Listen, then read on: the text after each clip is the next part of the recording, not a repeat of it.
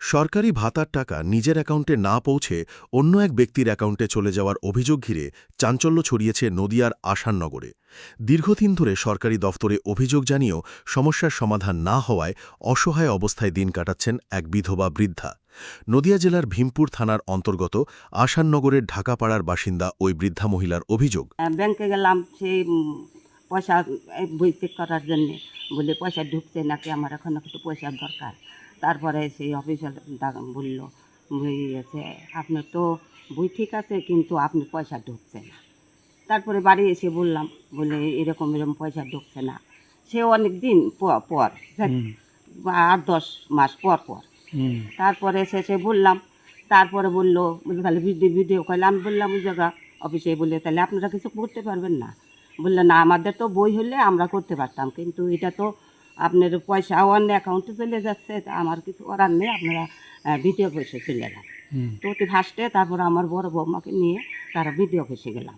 যাওয়ার পর তারপরে সে অফিসে তারা বললো, বলে এরকম আপনি একটা দরখাস্ত করুন, দরখাস্ত লিখে নিয়ে আসেন, সেটা জমা করুন।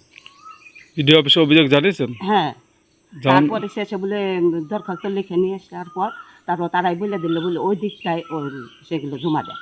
তারপরে সেই জায়গায় জমা টমা দিয়ে আসার পরে তার বললাম, তারা বলে দিল, বললে এখানে আর আসতে হবে না, আবার চলে যান। আমরা চলে আসলাম। তারপরে সে আবার সেই পড়াই 2-3 মাস পর তারপরে আবার গেলাম আমার ওই ছোটো বৌমাকে নিয়ে, বলে দেখি সে কাগজটা জমা হয়েছে কি না, একটু খোঁজ খবর নিয়ে আসে। কোনো খোঁজ খবর নেই। তারপরে সে জায়গায় গেলাম, যাওয়ার পর তারা বললো কি, বলে কাগজ আমরা পাঠাই দিয়েছি, আর আপনারা আসতে হবে না। তারপরে তারপরেও অনেক 6 মাস পর আবার আবার আবার গেলাম।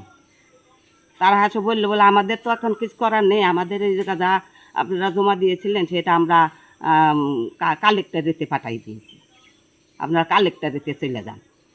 তারপরে কালেক্টর দিতে গেলাম, সে জায়গা যাইও সে ঢুকতে দেবে না। তারপর আমার বৌমা, আবার এটা ওটা ছোটো বৌমা, এটা ওটা বলে তারপরে সে ঢুকলো ভিতরে। ঢোকার পরে তারপরে একটা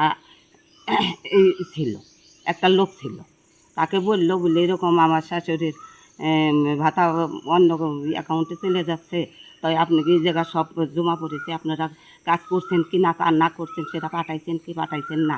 বলে আমরা করে দেব, আমাদের লোক নেই, আমরা কি করে করব, আমাদের লোক নেই, পাঠাই দেব।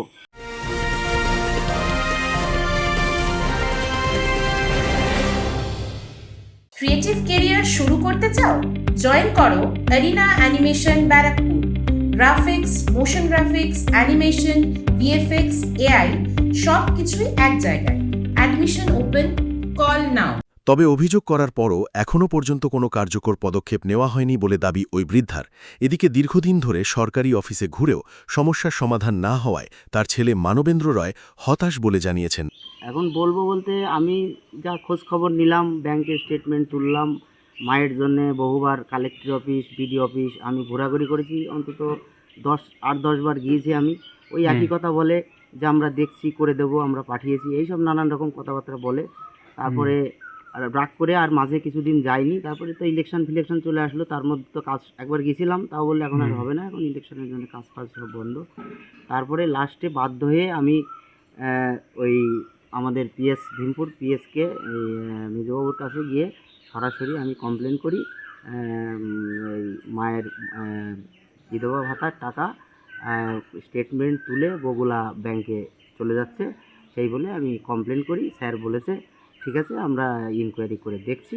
এই বলে আমি 3 তারিখ 3/6 আমি কমপ্লেন করেছি। আবার আগামীকাল আমি বিডিও অফিসে গিয়েছিলাম। বিডিও অফিসে গিয়েও আমি আবার নতুন করে আবার আমি কমপ্লেন করি, যে ওইসব ব্যাংকের ডিটেলস দিয়ে আমি কমপ্লেন করি, যাতে যতদিন আমার মায়ের টাকাটা অন্য অ্যাকাউন্টে চলে যাচ্ছে, ওই বগুলা ব্রাঞ্চে ব্যাংক অফ ইন্ডিয়ায় যে ভদ্রলোকের অ্যাকাউন্টে যাচ্ছে, আমি যাতে সঠিক টাকাটা আমি যাতে ফেরত পাই।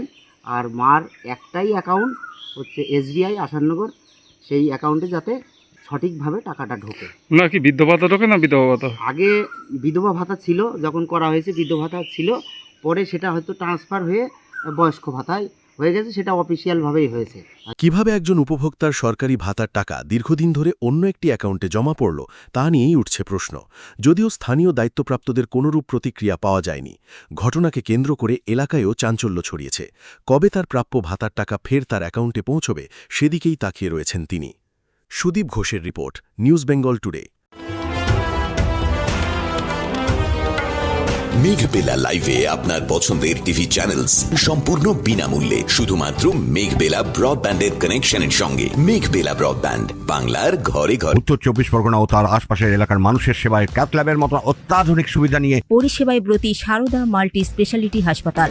একই ছাদের তলায় মানুষ সাধারণ চিকিৎসা থেকে শুরু করে 24 ঘন্টা ক্যাথল্যাব, এমআরআই, সিটি স্ক্যান, এনআইসিইউর মতো সুবিধা এবার থেকে পেয়ে যাবেন সারদা মাল্টি স্পেশালিটি হাসপাতালে। প্রয়োজনে যোগাযোগ করুন 033-2592-0730, 2593-0730, 2593-3562 ও 9331275635 নম্বরে। আমাদের ঠিকানা royal park, Kalyani expressway, Barrackpore, Kolkata 7,121,000। Sarada multi speciality হাসপাতাল, পরিষেবাই হোক আমাদের মূল লক্ষ্য।